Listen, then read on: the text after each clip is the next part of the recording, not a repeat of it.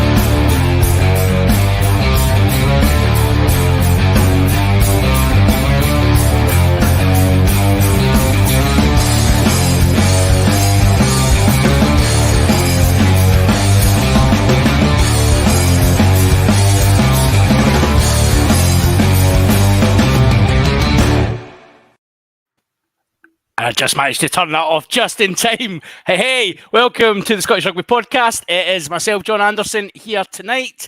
We're back to do a wee bit of URC previewing, have a wee chat about the comings and goings in Scottish rugby in the last week or so.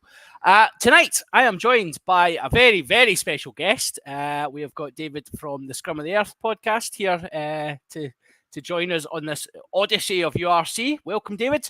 Odyssey, that's a great word for it. I love it. Thanks for having me, John.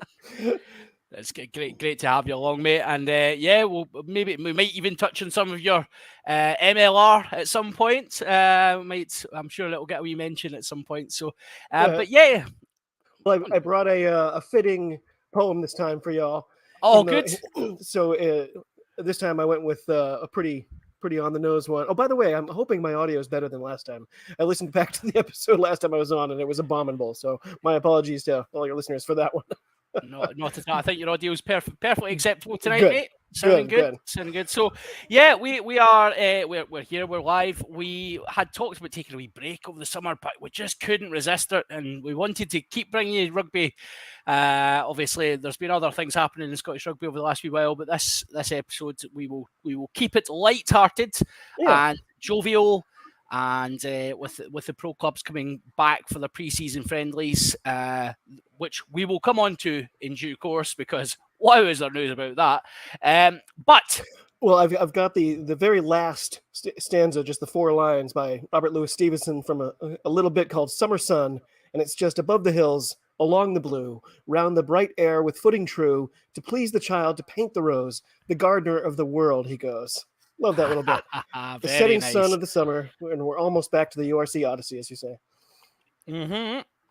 We are almost back to URC time. We are all looking very much forward to that World Cup year coming up as well. It is going to be a barnstorming season. But first of all, let's get the business out the way first. If you find yourself stumbling upon this podcast for the first time and you think to yourself, wow, those guys really deserve a little bit of my hard-earned money to support the podcast, you can head on over to, let's go this one, you can head on over to patreon.com/Scottish Rugby and you can subscribe to us and get exclusive content, including our famous Hands in the Ruck section, which, I mean, the rumours are it's worth the admission price alone. There might be a few swearies in that. We also try to do bonus episodes for Patreons only. And the final exciting piece of news is you get access to the super secret Hugh Dan Fans Facebook page, which grants you access to go and join like-minded souls who have also supported the podcast, and you can have a good banter in there, obviously. That's the Fozrock super secret, right? Yeah. I mean, Fozrock, it sounds like some sort of, like, if you were to get Fozrock antivirus software, you would be like, fair enough, that sounds good. Like, I would trust that as antivirus software. I feel like it's where Barney Rubble worked at one point as well. Yes, right, yes. So yeah, feel free to come on over. There's 2 levels of Patreon. You can join us £3 a month, which I'm reliably informed is less than a pint of beer. You can support the podcast and get extra content if you so desire. Otherwise, we are here. We've got a wee bit of free entertainment for you just now, and then we will head on over for our Patreons to do a wee bit of Hands in the Ruck in due course. We are meant to have Craig, potentially. Don't know where he is. So if Craig appears, just sort of roars into screen, then it'll be good to have him along. But let's start. I'm picturing him trapped on a Roomba somewhere trying to get off of it right now. Yeah, totally. Yeah. Or just shaking his fist violently, screaming, "It's not a Hoover!" I would buy that shirt. Oh, I mean, we should definitely get him that shirt. He'll be very happy. So let's talk about a little bit about the news. We will come on to the Scotland strip release, which happened a couple of days, or happened yesterday, in fact. We'll come on to that in a wee minute. But first of all, let's talk about Glasgow Warriors. Yes, that's right. I'm always going to go there first because Craig's not here. Glasgow are due to be playing a pre-season friendly this weekend coming against Worcester Warriors. Worcester Warriors, who are currently or are about to be in administration, depending how recently you're listening to this. Lots of financial issues down at Worcester, unpaid tax bill, rumours that players haven't been paid or are not getting paid. Lots going on there. A really tough one as well. And obviously, from a Scottish rugby perspective, David, it's difficult because there is a couple of big Scottish players down there in Sutherland and Johan. Yeah. Well, yesterday there was some, quote, news unquote, about a U.S. consortium offering to get involved, and it looked like that was positive, or at least they were putting the positive spin on it. At least they said all the right things about it's, Worcester's rugby's a part of Worcester. We can't let it go. So I hope they're, going to put their money where their mouth is.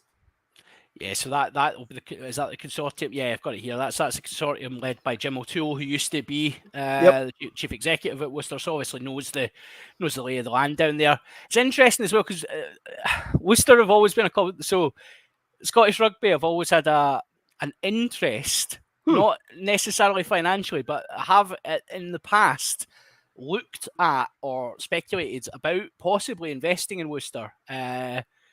So. It's a strange one because obviously, between the Worcester Warriors and DC United, they obviously have a great sense of what clubs to. Old Glory, yeah, exactly. I know, and we had the French one as well that we invited. So it's an interesting one. And I think people will ask why are Scotland not, or why is the SRU not like taking the opportunity just now? We're crying out for a third pro club. Why are they not taking the opportunity to invest and maybe put a bit of money into Worcester, get a bit of control? And if anyone is asking that question, I would suggest to you just simply read some of the regulations in the Premiership, given the RFU and the clubs themselves, the Premier Rugby, which is the governing body that runs the Premiership, they don't like necessarily foreign investment. Oh, not fans. Foreign investment that impacts. So they would be pretty reticent to allow the SRU to invest in an English team because obviously the English pro clubs have subsidies for English qualified players. They despite the fact they act as separate entities, they are still working with the RFU in a lot of ways. So the idea of Scotland having a say in one of their clubs probably sticks a wee bit in the craw of quite a few people. So wouldn't imagine it'll happen. I mean, how would that benefit Scotland? You said, well, there's talk about a third team, so why not invest? How would having a stake in the Warriors help a third club team, in a different league in the URC? Yeah, so I think just having a degree of ownership or a degree of influence in that club would allow players to, for example, like Rory Sutherland and Duhan, if you're looking for a change of scene or you're looking for somewhere else to blood players, especially with the Premiership being, we obviously had the conversation on your podcast recently regarding the different types of league and what sort of the sort of benefits that players could get from different types of league. Yeah. And being able to send young Scottish players down to play maybe on loan for a season to the Worcester Warriors, you're not going to get a better scrummaging lesson than playing Premiership rugby for a year. So I'm not sure it's been good news for Duhan. I feel like he went from scoring lots of tries and winning games to going, whoops, what just happened? I think the thing that is noticeable about Duhan van der Merwe, though, and it was talked about on towards the end of the season, Duhan's defensive game has come on leaps and bounds. That's true. Now, you could argue that's because he's playing in a team where he's having to defend a lot, and just by his osmosis, he's eventually learned how to defend.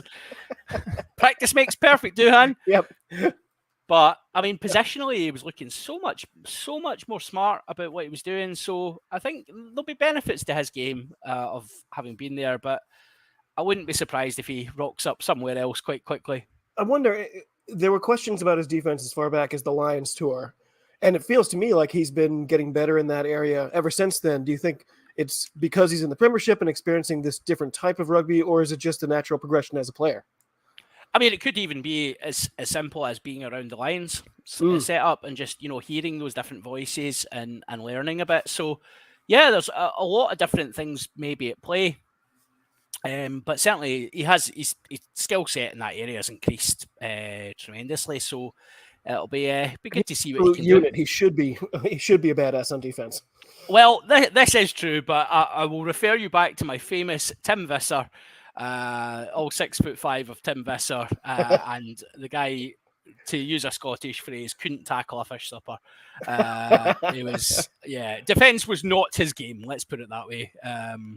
So there has been examples of big units in the past that have not always been quite as keen on the defensive side of things. So, but I think probably the biggest concern in terms of, obviously, Worcester, there's rumours of the club getting bought. There's no indication at the moment that the fixture against Glasgow is going to be cancelled, or that there's any indication. I think Steve Diamond, I can't believe we're going to give him praise here. Whoa. I know. Hold the phones. Do we need to censor this?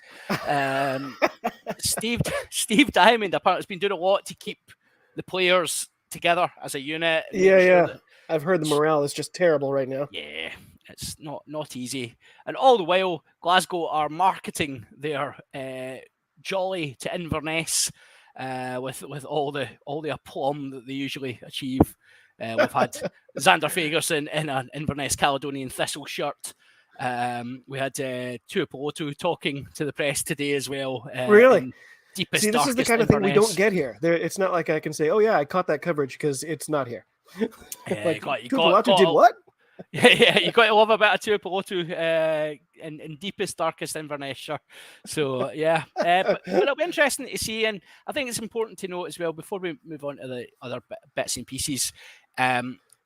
I think they've missed quite a lot from the press coverage of this, is that this fixture is designed to tie in with, it's the centenary year for Highland Rugby Club, who are based up in Inverness. So it's their centenary year, and as part of the celebrations, that's part of the reasons the game's up there. So obviously huge congratulations to everybody involved with that club, and we hope that your centenary year is going well. Well, I wonder, with a coach like this, if the Warriors are going to come in just steaming, like, "Oh yeah, you think you can get rid of us?" It might be they come out hugely aggressive and surprise everybody a little bit. I think it would be a massive surprise if they didn't come out the box all guns blazing. Yeah. And I think, as with all these pre-season friendlies, you don't read too much into them. It's, there'll be a squad of about 40 players will take the field at some point, just from Glasgow. So. But we'll see. It's good to see rugby kind of dotting around the country as well. And I know a few people who, actually Rory, blog founder Rory, who's based up in Inverness, he doesn't always get the chance to go and see the pro clubs that often. Oh, nice. So it's great that I always love inter-competition, fixtures as well. This is like a friendly version of one of the European Cups instead of just a regular, friendly URC kind of thing. Yeah, exactly. Yeah, there'll be a bit more to it, won't there? So it'll be interesting to see how it goes.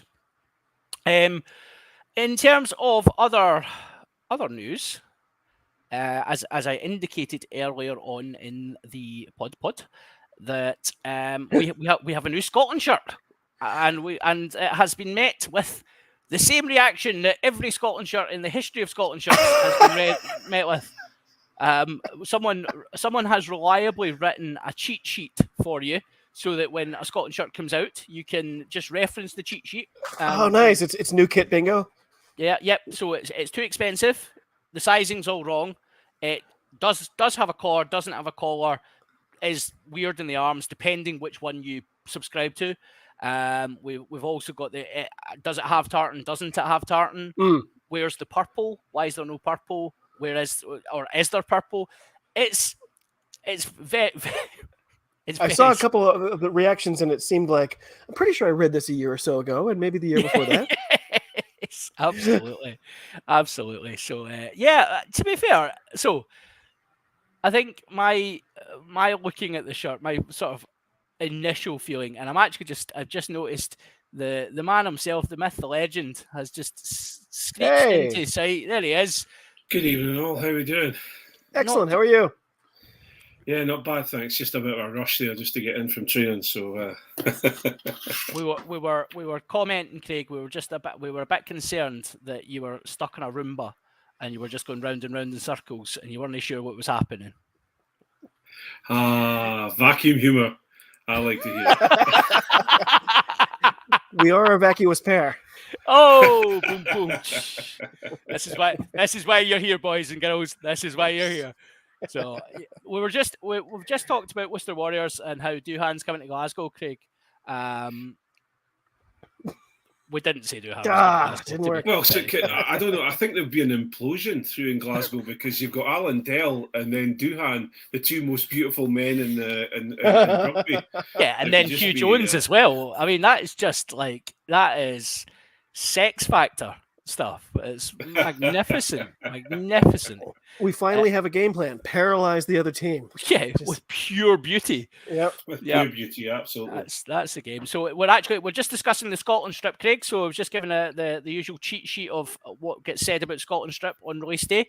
What was your initial take on it? What do you think? I quite like it. It's I know there's a lot of comments about there's no white on it and there's this and that and the other in the pale blue, but purple maybe. Purple. But I actually quite like it, and I like the fact that did someone mention that it's there's a lot part of it is made out of recycled bottles or something like that. Yeah, I read that. So they were saying that each shirt it's 13 500 milliliter or so half-liter bottles of plastic have been recycled into the shirt. So I mean that's a decent effort. So that's about half of what Finn Russell drinks before a game of Iron Brew. So yeah. So this also indicates the start of a new Iron Brew sponsorship as well, I think. I absolutely should do, yeah. But only empty Iron Brew. So exactly. I mean, what are we going to do? Because it's so good that obviously the bottles are empty. Absolutely, yeah. But no, I quite like it. I've got to say, I think it's. I've got a track top from last year that had the pink on it, and it was. I think it's just a little bit too shell suity for me. So it'll be interesting to see all the rest of the bits and pieces that are going to come out. I'm always really interested to see the away strip as well, because obviously we don't have an away top yet. But last year, the tops last year, I was really underwhelmed by the home top. I thought it was just a bit, as you say, there was bits of pink in it and things, and it was just a bit like it kind of looked a bit cheap, but then it certainly wasn't cheap. But I actually bought the away top because I quite liked the white, and again it had the pink in it, but with the white and the small dashes of pink and blue, I thought that was quite a smart top. But yeah, it'll be interesting to see what the away shirt looks like. David, will you be scouring the SRU website for a new Scotland shirt this year? No, Well, I never buy. I'm way too cheap to buy new national team jerseys of any kind. Do not blame you in the slightest, buddy. It's ridiculous. And curse you, John, for pointing me towards eBay.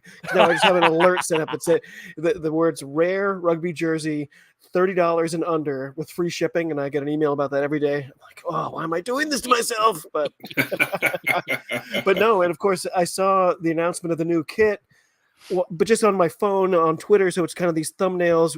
The amount of people complaining is much bigger than the actual photo of the uniforms themselves. I was like, is there a big difference? It looks very, very similar to me. And then everybody was complaining about the Peter Vardy thing, which I don't see why that's a new thing to complain about. I thought the reaction seemed confusing considering how, meet the new kit, same as the old kit, it looked to me. It wasn't a reaction. You're right. It wasn't a new reaction because it was exactly the same reaction that we all heard last year. Mm-hmm. And really, I mean, it's not my hands in the ruck, but I'm going to have a little gripe about it just now. Believe it or not, sports teams need sponsorship. And if a company is willing to put their hand in the pocket and go, do you know what? No matter how hideous their logo is, or, we all laugh about the Glasgow tops with the big green box on it. The Scottish Power big green box, horrendous, ruined the strip, right? But they still put their hand in their pocket and paid money. Sure.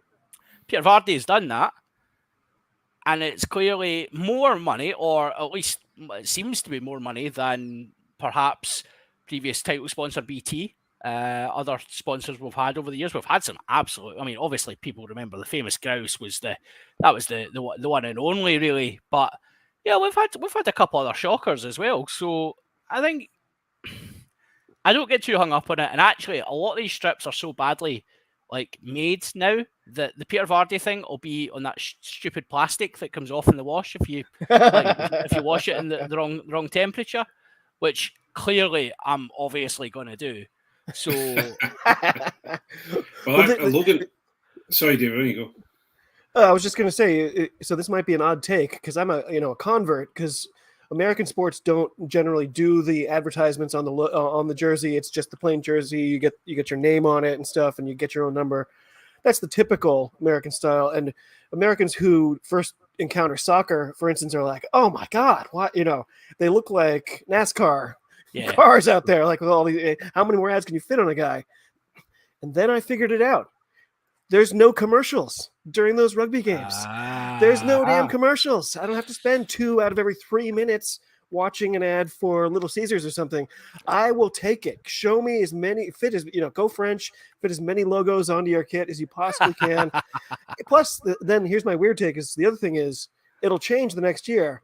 But if you had a really special year that year, now that uniform looks like something to you. It's like, oh yeah, that's that kit, not just our jersey in general. It's like, oh, that's the year we did this. Yeah, that's a really interesting take, because I find myself, I associate jerseys with sometimes with events, but quite often I associate them with players. So I've got specific jerseys, and it'll be well, that reminds me of this player, or that reminds me of this time when that player done that.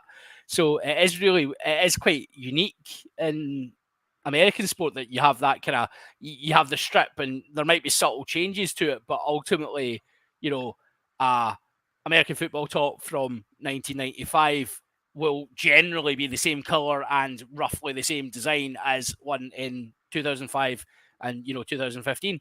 So it is fairly interesting, isn't it? Yeah. Of course, once they started adding those things to NBA jerseys, I was like, oh no. Can't have it both ways, guys.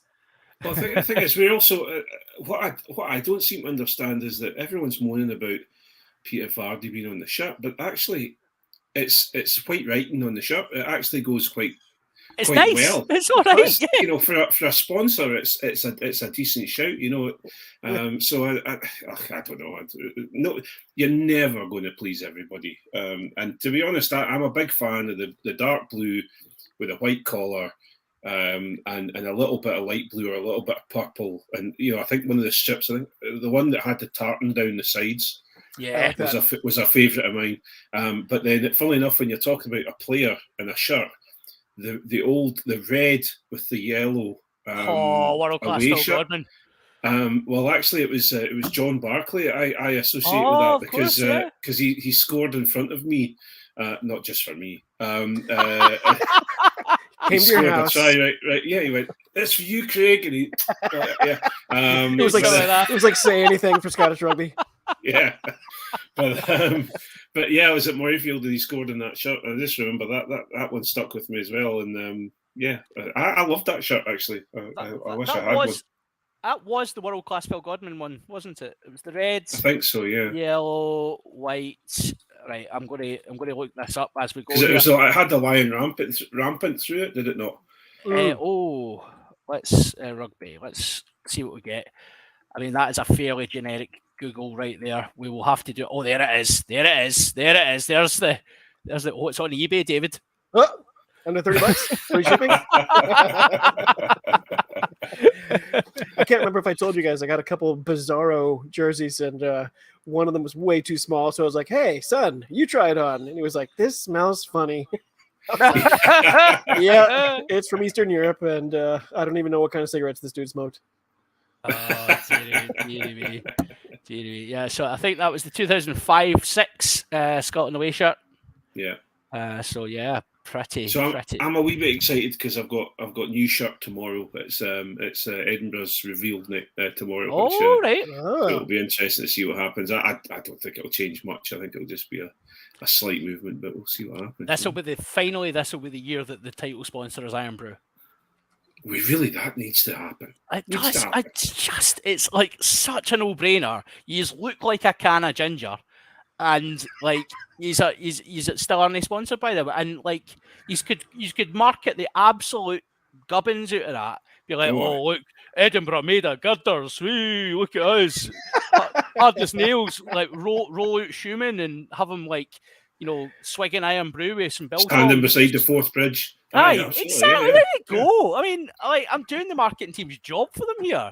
Like, SRU, get in contact. We'll get this all sorted for you. It's fine. It's dead easy. So, yeah. I don't think it'll change too much. Although I really do hope it does. I really hope it's like an absolute shocker of a strip. And it just looks hideous, and then I love watching you guys explode on Twitter. So it's gonna be brilliant. Oh, we're not Stade Francais, are we? We're not. No, well, I mean, at times you used to be. Yeah. Like when you done the charity strips and stuff. I miss those days. I remember the chainmail and everything like that, and the red, black and white urban camo. That was a personal favourite. That was a cracker. Yeah, it was Phil Burley. Always associate with the camo and the chainmail, because I'm just thinking there's not a person less likely to be allowed to be in any of those in any other circumstances but a rugby top. The Yosemite Sam style Glasgow Warriors logo is this year 4? We're going to be entering with that. It'll be about that, yeah. How's that gone? It seems like that was going to be like, okay, we're gonna sell plushies and market to kids or something. Has that worked? Well, I mean, I know Cameron is indeed watching tonight because he's just dropped us a wee comment about how the show is going downhill. But I kind of don't want to tell Cammy this, but Glasgow are bringing their mascot back this year. Clyde is back now. I don't know if it's the real Clyde, Cammy. I don't know if it's. It isn't. Is it not? It doesn't look like the real. It doesn't look. Oh like my gosh, Cammy's gonna have to show up in person and investigate and harass. I feel a trip through to Scotstoun coming on. I think now that Cammy's in the general vicinity of Scotland, I think a day trip to Scotstoun to go and heckle Clyde sounds right up his street. Blaze vest, megaphone. Yeah, that's it. Yeah. Just imagine the eruption at an 1872 Cup game when we've got both of them. Both the imposters. Both the imposters. Cammy he'll not know what to do. Like he'll actually just like. I think he'll just explode. He'll just not be sure. Like poor fake Flinty and fake Clyde. The sight of Cammy being forcibly ejected from the match is going to be all over Twitter the next day. Well, to be honest with you, David, the last 1872 Cup, I think they all tried their best. The resistance was too powerful. It really was. Yeah. I think it was probably just that actually the keeping us in the stadium to mock us was more like beneficial for Edinburgh than letting us go. So it was definitely, we took our licks that day, that's for sure. That's why I brought Johnny McGinty along, so he could sit beside us, so he could just take a bit of punishment. Yeah. It took it well. We were in with the Glasgow fans, and some of them moved. So take from that what you will. But yeah, so no, Clyde is back. But no rumours of a Glasgow top yet. But we will see. I'm pretty sure it will have red, white, and green on it, and we'll probably have a pizza somewhere on it, and we will be celebrating all that is Italian. Given that people are continue to go on about Franco Smith. I think maybe because he's called Franco, and people are going Franco, and he managed Italy, he must be Italian. Smith's not a very Italian name, but then you could argue some of the players that have played for Italy recently, not exactly the most Italian surnames. With Luke McLean was a personal highlight. Yeah, well, once they start interviewing him, then they'll realise very, very quickly that Franco is not Italian. That's for sure. He's very South African. Yes, it's safe to say. Very South African. Very South African. Well, did I tell you guys this story? So years and years ago, I had first seen Lud de Jager and realized what a special player he was, and then I was watching him play. It must have been for sale, I guess. And I was like, "Oh, that guy! I remember this guy.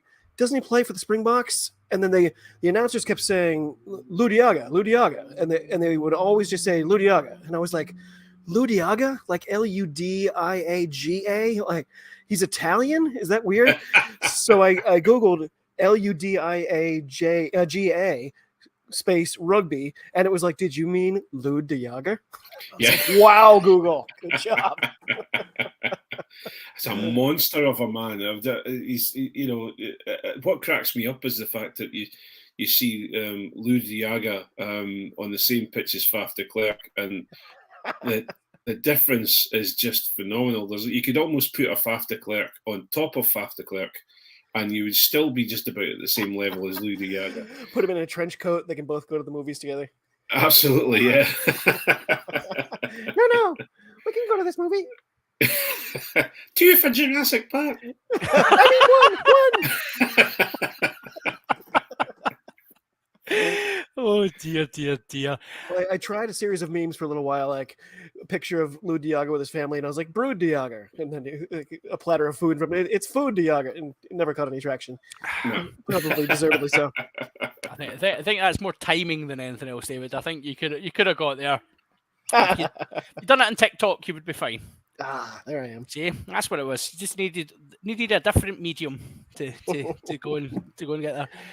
Well, speaking of having a laugh about the pro clubs and strips and what have you, for what it's worth, I think the Scotland top isn't that bad. I think the light blue collar is a bit weird, but there you go. Also think Scott Cummings, I just don't understand why we use him as like the model for the men's one. He's a lovely big boy, but I wouldn't have him as my model for my Scotland top. There's plenty of other players would be a better shout. But anyway, maybe he was available. But moving on to the kind of core of tonight's free part of the episode. We've obviously, myself and Craig have been on David's podcast, Scrum on the Earth. If you haven't checked it out and subscribed, please head over and do so, because it is an absolute belter. We were on the other day, and we did a bit of a URC preview. So if you have listened to that, you will no doubt have heard myself and Craig discussing who's going to play us in the upcoming dramatisation of the Scottish Rugby podcast. That went much better than I thought. Yeah. Yeah. Just sprung it on you.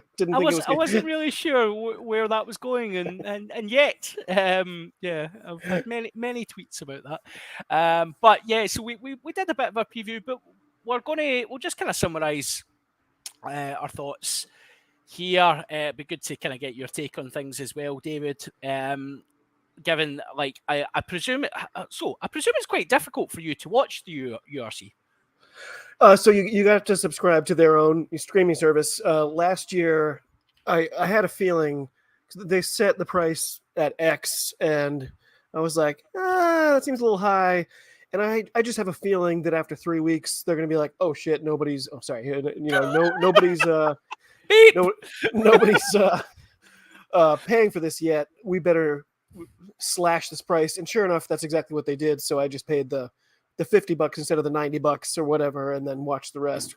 I think they're doing the same thing this year. The thing that's concerning here is, so, the NBC sports streaming service Peacock has carried the Prem, Six Nations, HSBC, Sevens, and all the European competitions.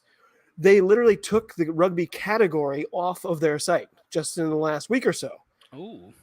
Of course, on the other hand, Flow, or Blow Rugby, as I call them, have added the top 14. So for the first time ever, I might be able to watch the top 14, but all those competitions I just mentioned, I have no idea where they're going to be this year. So little worrisome. I'm sure I'm going to do the same thing with the URC as I did last year. I think that'll be fine. It's a strange one, isn't it, Craig? Because obviously the URC have been talking. There's been rumours and mumblings for quite a few years about the desire for the URC to break the American market and start to get traction in America, possibly even looking at, because we've already got the harebrained scheme of flying 14 hours south, so we might as well fly 14 hours east or west to go and play rugby as well. It's a strange one that it's not as readily available as, like, you would expect there to be maybe a something in place to make that easier.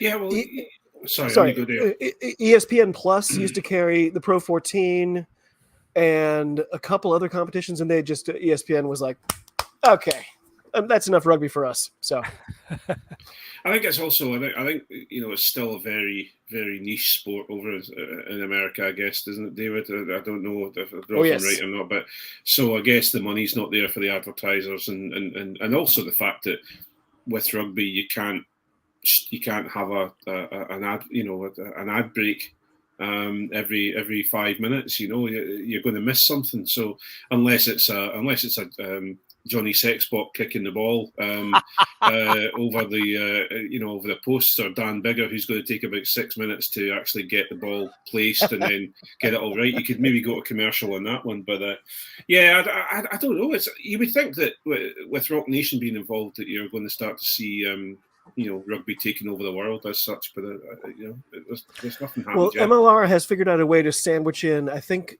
only one commercial per half, so not that bad. But I think they basically tie it to a planned water break, essentially, so they know they're going to have 60 seconds or whatever. So.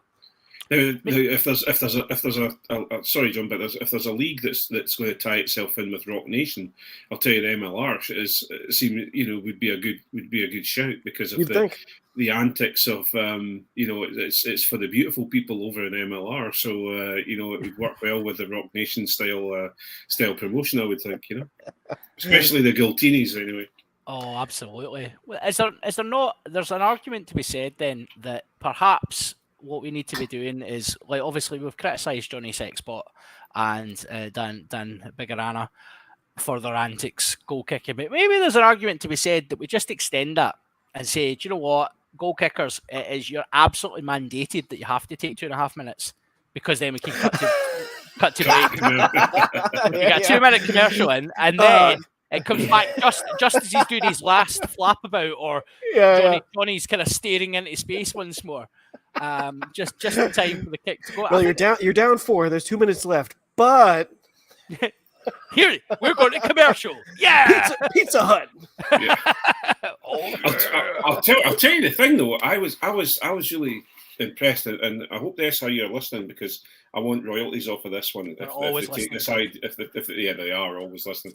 If they take this idea, but I was at the Blue Jays baseball game when I was over in Canada, and they've got a picture, and I'm sorry, Blue Jays, or any fans out there, I've totally forgotten his name, but he comes on in the last innings, and he's a last innings pitcher. He comes out and he's in to finish the game out and make sure there's no walks or anything like that.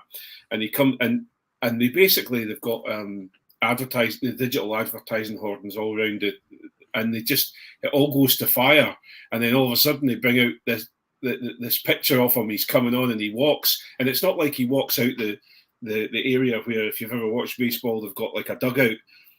He doesn't walk out of there. No, he comes from the pitching area, which is right at the back of the stadium, and he has to walk across from where they go from home run. If they hit a home run, from over there all the way over the pitching mound. And I tell you what, there's a way of bringing on your subs instead of your subs, absolutely. and everyone's really confused. Did they just come on? Have we seen the player that we want to see? The bomb squad are coming on. Welcome to this arena, Stephen Kitsoff, and you can see this. You can just imagine that, Are you Knowing your Stephen Kitsoff. Are you suggesting we do WWE style entrance exactly. music for? I am absolutely 100%. Yes!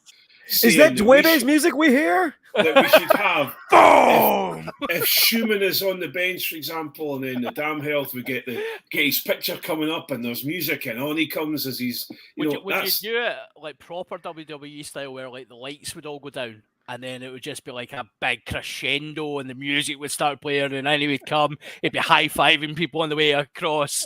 Then maybe a wee pose at the centre circle as well, just to, like a wee flex of the muscle or whatever they like to do. I think you've taken that too far, John. It's just not baseball. No, but I just honestly, I just think that, especially in Murrayfield, or when you're playing in international games, on come the subs, and they kind of, and we're all, especially if you're in the sports stadium, you don't know they're coming on. You don't. You're struggling to see it.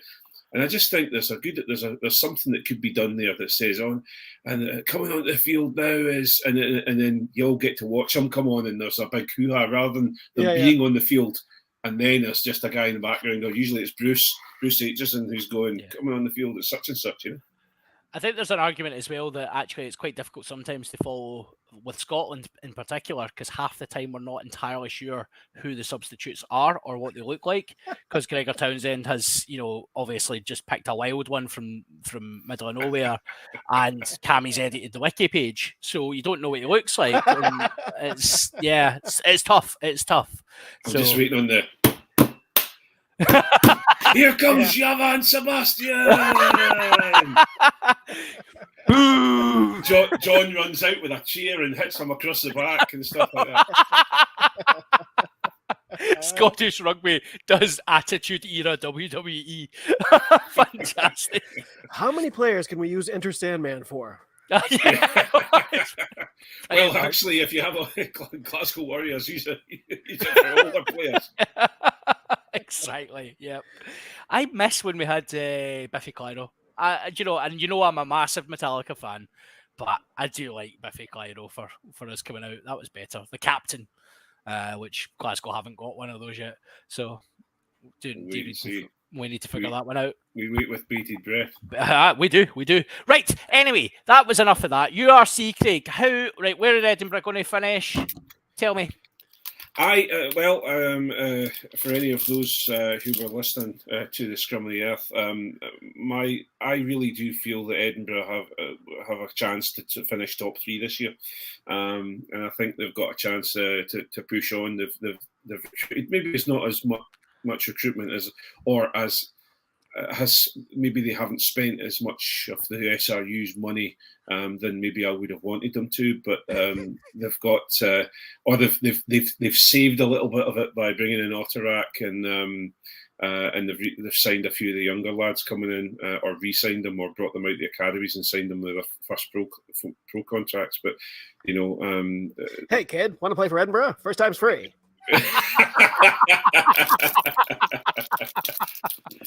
Oh, you've met Mike Blair. And it's at this point we introduced that David's actually been masquerading as a podcaster. He is in fact the head of finance at the SRU. I'll sue, I tell you. We have lawyers in New York. Yes, we do indeed have lawyers in New York. But top 3, Craig. I'm saying we have an opportunity to do that. What, and the We season hasn't started yet, and like, everybody could finish top 3. Everybody can finish top 3. The thing is, if you look at it, what we managed to do in Blair's first year with the team that we had, he added a couple of players in. He brought in, Langers and that had been already signed. James Lang had already been signed, etc. But in came Moyano and Boffelli. Moyano's moving on or has moved on, but we've got Wes Goosen in now. I see Moyano listed as being released, by the way. Does he already have another club? Was that a mutual thing, or did they just say, you're out of here? It was a complete. It was basically they put up a montage of all the players that were leaving this season, and there was obviously Ben Toulis, everyone, James Johnson, people like that, and then all of a sudden, just at the bottom, it said Moyano, and hang on a minute, where's he going? Because he honestly, I don't understand. Well, unless something's gone completely wrong, he was actually playing very well. So, to release him would be out into the wild with no other contract. I'm sure he's moving on to something. There has to be a plan, right? Has to be something, but yeah, no, I think we've got the building blocks are there. We've got the stadium. We're now. Mike Blair's had his opportunity now to build this squad and shape them into the way that they're going to play. So we'll wait and see. I really do think it's a positive. It's going to be a positive season. We just need to ensure that we don't have a Zebri moment. I think we need to. Those are the sort of matches we need to put the knee onto the neck of the teams rather than kind of go in there thinking we're going to win and then all of a sudden we're needing a last minute penalty to win. I think there's an argument to be said as well for those games that you think you should go and win. It's about. I don't have a problem with those, but as you say, Craig, I have like what I want the Scottish teams to do is where there's an opportunity to go and win handsomely, put down a marker, go and absolutely smash someone.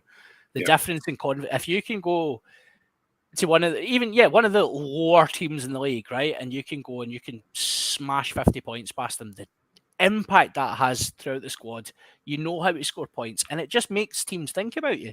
It might be, it was only Zebri, but ultimately you still popped 50 points past a professional defence. Yeah. So, you've got to make teams think about that. So, but I agree with you. I think Edinburgh will hopefully kick on. I think you're on for a good season. Hopefully not too good. I could really do without you getting progressively more gloaty on this, Craig. Gloaty. Love it, gloaty. I'm going to keep that. That's it. I'm going to get that tattooed on my arm.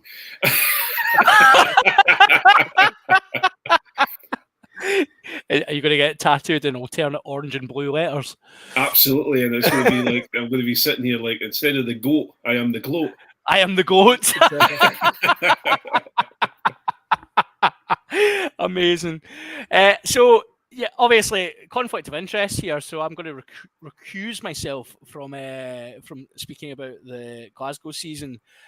David, we obviously talked the other day about Glasgow, and where do you think the pro clubs are going to end up this year?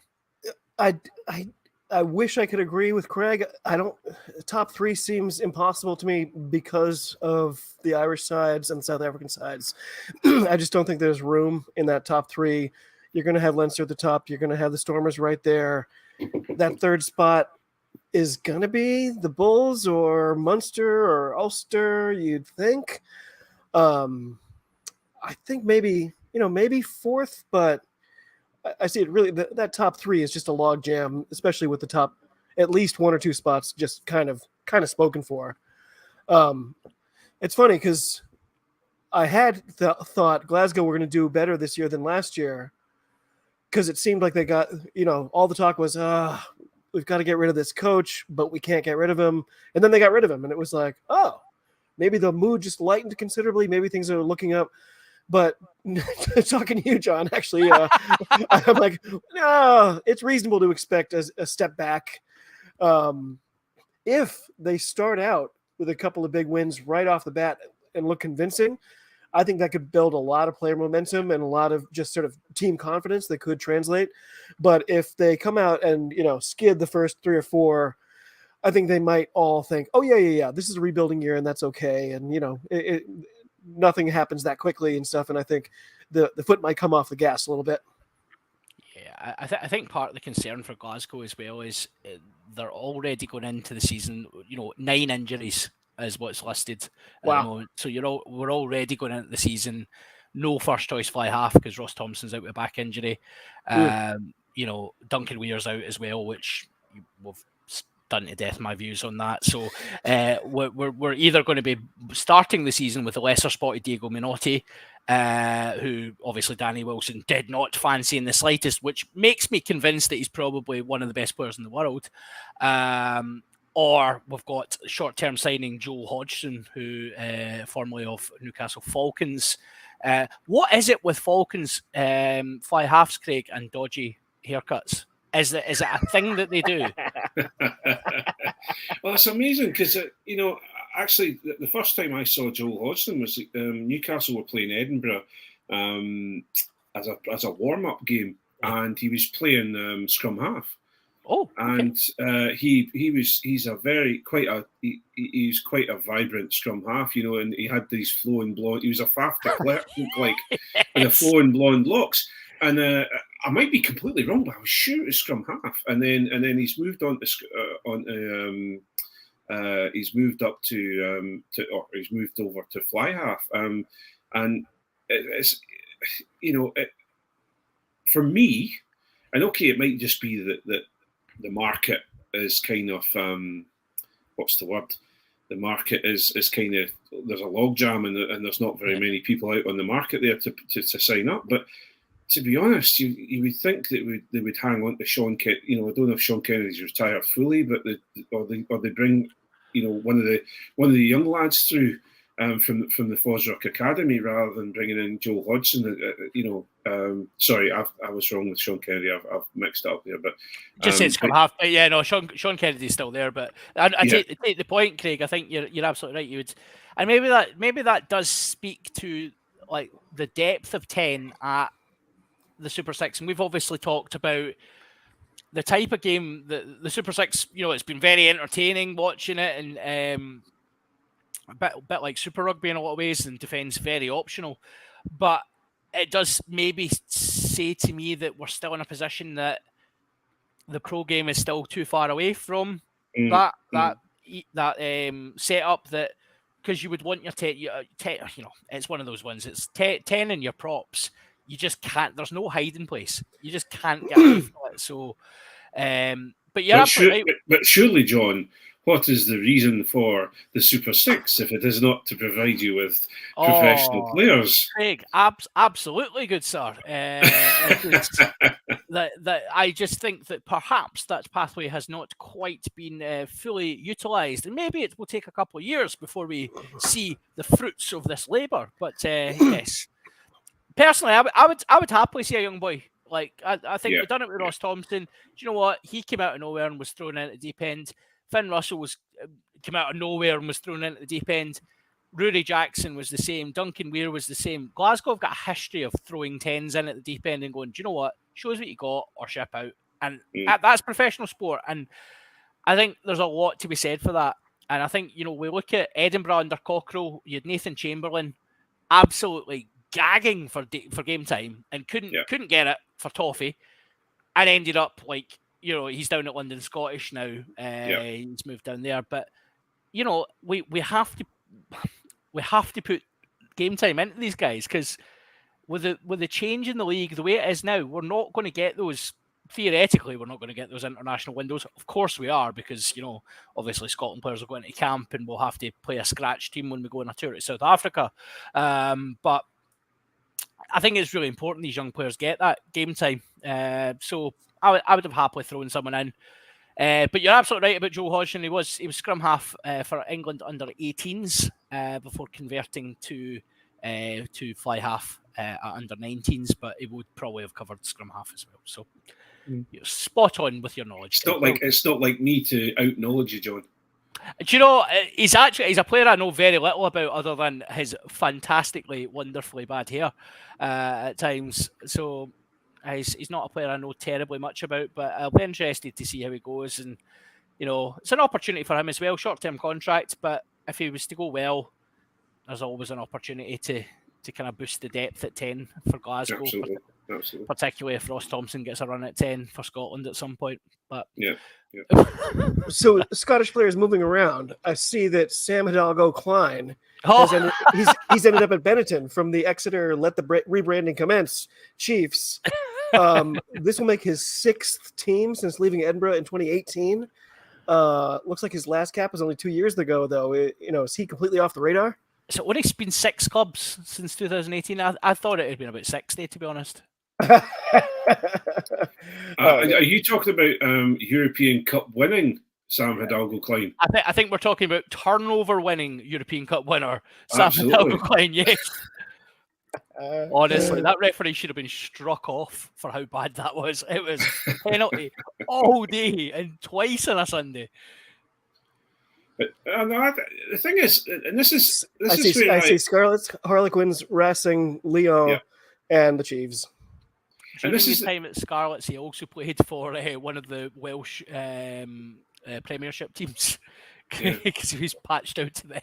And this is the thing. This is what I'm trying to say, though. It's what is it with Scottish Nines that they seem to be underused, and then all of a sudden, there must be something about him that he doesn't, because when he was playing at Exeter, he looked pretty good. Player, yeah, that's the thing. Yeah, he seems to be the sort of player who always plays quite well in short-term contracts, or plays quite well when his contracts are up for renewal. Yeah, and then he gets a 2-year and it falls off a cliff. So it's a shame. I've always rated him. I always thought he was a really exciting talent, but just hasn't happened for him, I suppose. He was probably a Glasgow scrum half, really. Like at the time, if he had been at Glasgow, he suited their game plan. Yeah, and he was one of the Cockerell clearouts, wasn't he? Yeah. So that maybe says everything we need to say about his potentially where his head was at the time. Perhaps he was driving his car the length of the training pitch. You never know. I really hope that wasn't true. But well, speaking of Scottish players leaving Exeter, Sam Skinner's coming back home to you, Craig, I believe, after 8 years with Exeter. It looks like. Yeah. I wasn't sure of the signing. He's obviously been signed to bring him back up here so that he's training with Scotland, and he's got more availability with Scotland, I guess. Because obviously we're dripping with back rows, and obviously we're so dripping with back rows that we've actually handed an incredibly good one over to Glasgow. And because he's a hybrid of a 6 and a second row, it was an interesting one. I think he'll be there to do more second row work than back row work at Edinburgh, because he is a big lumbering is the wrong word, but I'm trying to get across that he's not the fastest person in the world. Hulking. Hulking's a good term, but he's going to provide a bit of strength. He replaces Ben Toulis. He might give you a little bit more forward movement than Grant Gilchrist. But on the other side of things, the way Edinburgh are playing, we have maybe 3 or 4 static players as such. But even if you look at Schumann, who is the widest human being I've met for some time, he can still get around the park pretty well, So it'll be interesting to see. He's got pace. Yeah. When Scumon gets free and you see him just charge, woo! It's so much fun. I wonder if Skinner. I wonder if part of the move there as well is obviously we've talked about Grant Gilchrist's set piece. Obviously we talked about him as a very canny line-out operator, and I do wonder if there's an element of Skinner. Will he be learning from Gilchrist's? No, he's not the youngest boy anymore. Skinner's got a few years on him. I think Skinner could be a massive part of Scotland's kind of post-World Cup rebuild, and if he is able to add that string to his bow of line out caller, line out operator, able to get up, and it's a challenge because he is a big boy, and you don't always want to be throwing your heaviest second row up into there. The rebuild after the last World Cup or this coming one? This one. I'm preempting it. Well noted, though, David. What I would say, however, though, is that I think the other side of things is, both Edinburgh and Scotland need an Exeter style forward. Yeah. And if you watch Exeter play, their forwards, especially over the last 5 years, have, you just need to look at Johnny Hill, for example. I think they've got a bit, they've got that nastiness to them, and not so much a Peter Romani nastiness, but we'll get into that in the Patreon pod. Yeah. But Sam Skinner will bring that, just that big, bulky, you don't want to mess with them sort of person to Edinburgh and also into Scotland. Right. So prior to going to the Patreon, then, because we've given the free viewers an hour and almost an hour and 6 minutes. You're getting all the time here, guys. Right, Craig, URC winner, Champions Cup winner, go. URC winner. I'm going to go a little bit left field and say Ulster. Yep. And European Cup. Oh, goodness. I think Leicester Tigers are going to take it this year. Leicester Tigers. Wow, that is two of the hottest takes you'll hear in the history of rugby right there. I was going to ask you who's going to be your World Cup winner, but I'm kind of scared to ask now, Craig. Portugal.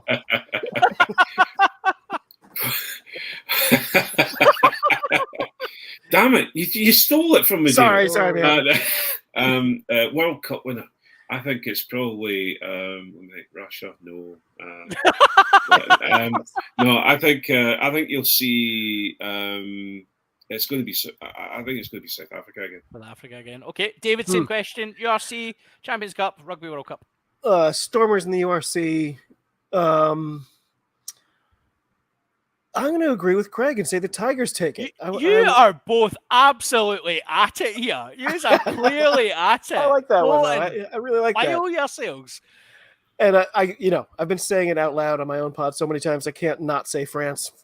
See, it's probably the most obvious, least hot take possible, but I don't see. It's all lined up. If they don't win, it's going to be so catastrophic. It's going to be beautiful and historic too. So. So I'm going to say for the double, I think it's probably going to be Edinburgh for the URC in the Champions Cup. That's doing the reverse jinx here. Yeah, I'm having what he's having. 2 more glasses of that, good sir. Yeah, I think I can't see past Leinster for the URC. I know it's so predictable. I think the Stormers will be there or thereabouts. Champions Cup, I am going to go for a horrible hot take. And I think it's going to be Saracens. It's going to be disgusting, and I'm going to hate myself every moment of it. Damn, you're probably right. And then for the World Cup, I agree. France are going to be there or thereabouts, but the All Blacks are playing absolute psychology right now. And the fact that they are so bad right now inevitably means they're going to be so good in a year's time. So I think the anti-Ireland. I think the All Blacks are going to still take it, and it's going to be hilarious when they do. Oh, man. So that is us for the free part of the podcast. Patreons, please hang about, come and join us. We are going to get a little bit sweary, and we're going to put the world of rugby to rights. It's been, for not having had too much to talk about, we have fair rambled on tonight, but it's been an absolute pleasure having David and Craig with me tonight. So we'll say goodbye to our freemium viewers. It is goodbye from me, and goodbye from Craig and David. Craig, Bye. David. Bye-bye. Come on, kids. Go on, kiss. Right. No kiss. I'm scary, spice, you bastard. Right, I need to figure out how to switch these off. You had me at Scary Spice. Had me at Scary Spice. I am live. No, I don't want to be live anymore. All right, okay, that's right. We've cracked it. We're all good. I think it's that one.